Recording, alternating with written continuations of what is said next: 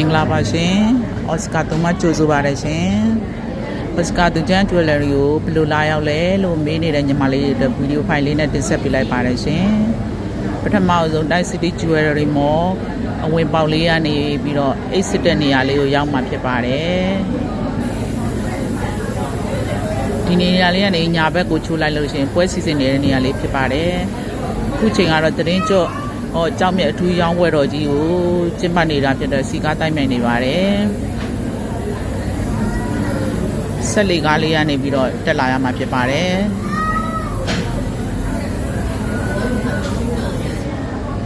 ဒုတိယထပ်ကိုရောက်ရှိမှာဖြစ်ပါတယ်ဆက်လေကားအဝင်ပေါက်ကနေပြီးတော့ဝင်လာလိုက်မယ်ဆိုရင်ပထမမျက်နှာသာတန်းဖြစ်တဲ့ first column ကိုရောက်ရှိမှာဖြစ်ပါတယ်အဲ့ဒီကနေပြီးတော့ရှေ့နည်းနည်းလေးဆက်လာလိုက်လို့ရှိရင်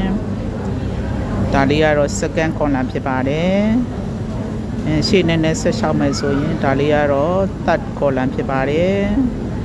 ရှေ့ဆက်လျှောက်လာလိုက်လို့ရှိရင် fourth column ရောက်မှာဖြစ်ပါတယ် fourth column နေပြီးတော့ဘယ်ဘက်ကိုချိုးလိုက်လို့ရှင်အော်စကာသူဂျန်ဂျွယ်ရီကိုရောက်ရှိမှာဖြစ်ပါတယ်အော်စကာသူဂျန်ဂျွယ်ရီကိုလည်းလာရောက်အားပေးဖို့ဖိတ်ခေါ်ပါတယ်ရှင်ကျေးဇူးတင်ပါတယ်ရှင်